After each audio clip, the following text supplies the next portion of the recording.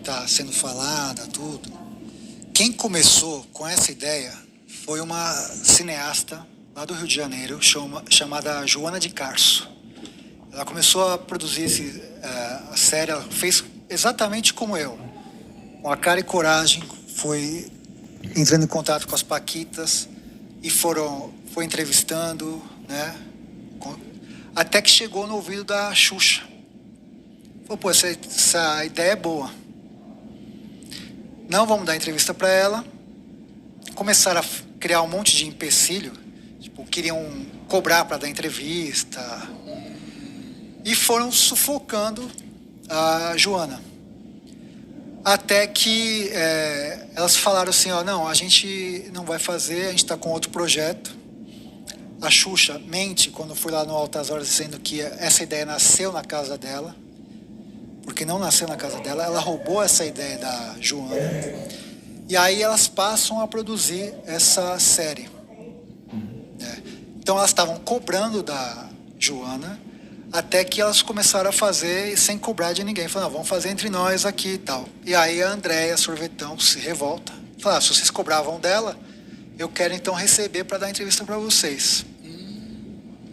Aí pagam ela, tal, enfim, lançam essa série, que é uma série ruim, assim como é a série da Xuxa, porque querem criar uma narrativa, e isso eu acho ruim.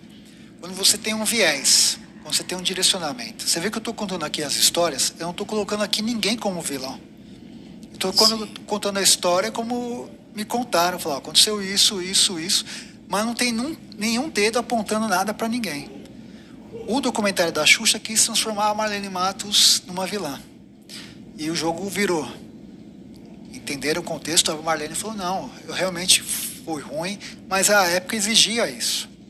Só que ninguém contesta por que a Xuxa permitiu isso. Caramba, ela era a Xuxa. Se ela chegasse lá pro Boni, pra direção da Globo, e falasse, eu não quero mais a Marlene Matos como diretora, você acha que a Globo ia manter a Marlene Matos? Mas se a Marlene Matos não fizesse o que fez, a Xuxa não seria o que é. Exato. Então as pessoas, muita gente entende como você entende. E aí, como quiseram transformar a Marlene e viram que era... Eu estou falando agora do documentário, essa série da Xuxa. Viram que era uma coisa muito direcionada para Marlene, muito enviesado, tipo, de tela como alvo, como a vilã, e passar esse pano para a Xuxa, o público, que não é mais besta, que tem agora um senso crítico, percebeu e ficou do lado da Marlene. Posso estar enganado, mas acho que era a única mulher diretora negra, nordestina, homossexual, entendeu? Tinha, tô enganado? Cara, era isso. Competente demais. E você acha que era só ela que era estrelas. Assim? Quase todos os diretores tinham uma postura mais enérgica. Se ela não tivesse... Eram outros tempos. Se ela não tivesse fibra, entendeu? Não ficaria. Então, o que acontece? A Xuxa, cara, ela quer criar uma imagem de impoluta, mas assim, ela também, se ela tá apontando o dedo pra Marlene, ela também precisa ser responsabilizada. Sim. Né? E aí, essa série da Paquitas, agora é uma segunda tentativa de cancelamento da Marlene. Né? Então, um documentário que tem a Tatiana Maranhão. A Tatiana Maranhão, para quem não sabe, é assessora de imprensa da Xuxa, foi ex-Paquita. Que tem a Tatiana Maranhão, que é empregada da Xuxa. Você acha que vai ser um documentário isento? Uma série isenta? Ela vai falar o que da patroa? É verdade. Então, assim, eu espero que um dia que falarem ou fizerem um outro documentário da Xuxa, da Paquita, que tenha uma pessoa neutra que fale também da Xuxa. Ah, não tinha negra, não tinha... Tá bom. A Xuxa reclama disso.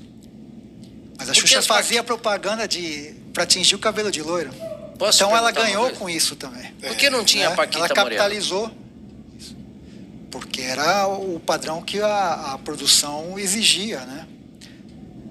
Não tinha Paquita de cabelo preto. Não, não tinha Paquita gorda. O padrão de beleza era aquele. Não tinha japonesa. Não tinha nada. Tanto que a única Paquita negra que teve foi a Bombom, né?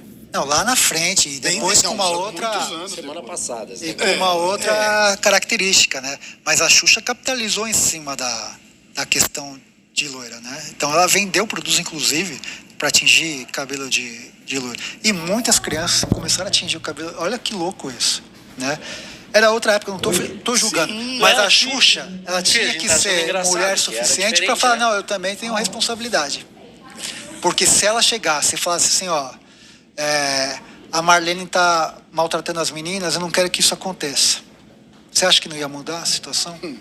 Claro. Se ela falasse, não, é o seguinte, ó, vamos abrir isso aqui, ó, vamos colocar corpos diferentes, características diferentes para mostrar a pluralidade do Brasil.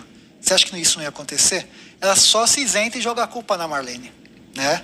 Fora que a Xuxa, assim, eu não sou hater dela, né? E uma prova disso que ela tinha esse poder de decisão, só uma curiosidade.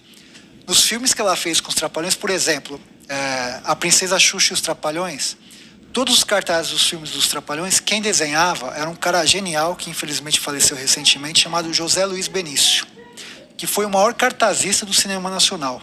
Ele fez todos os cartazes dos filmes dos Trapalhões. Nos filmes que a Xuxa estava, a Xuxa falava assim, eu não quero que ele me desenhe, eu tenho um desenhista só.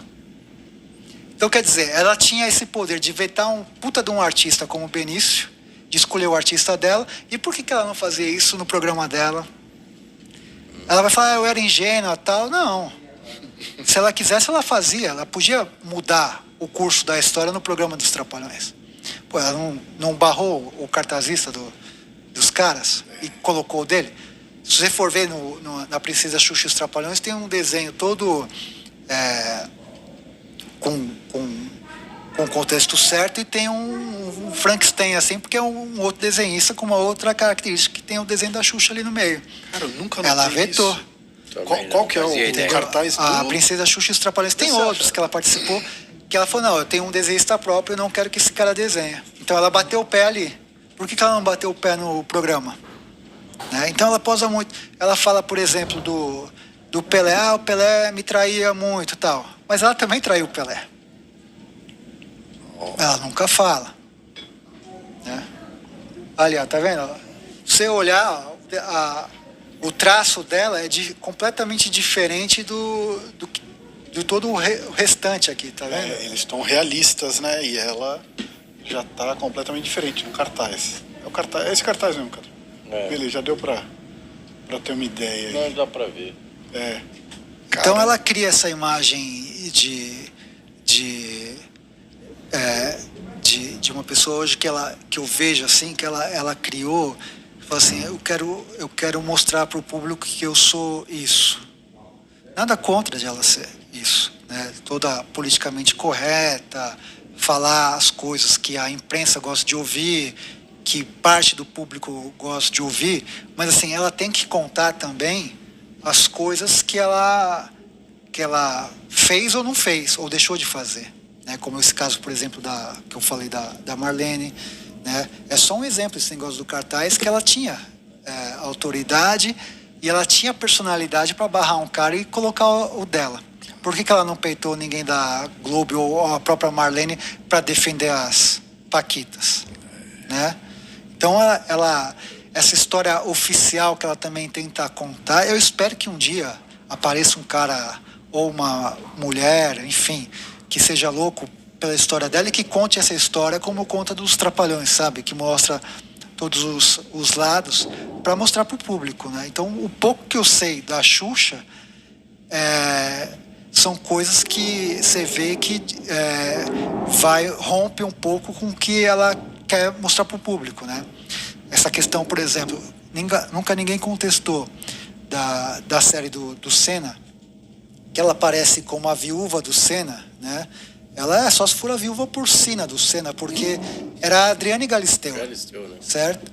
Ela sempre escondeu a Galisteu. O que ela fez com a Galisteu é uma puta sacanagem, né? Porra. Ela é com a família do Senna, né? Esconderem a Galisteu da história, das homenagens, Verdade. no próprio velório, enfim, uma série de coisas. Cadê a sororidade aí da Xuxa? Então são um tipo de coisas que tem que contestar. A pessoa que for falar com ela fala, e aí? Você prega uma série de coisas, mas o que você faz com a Galisteu?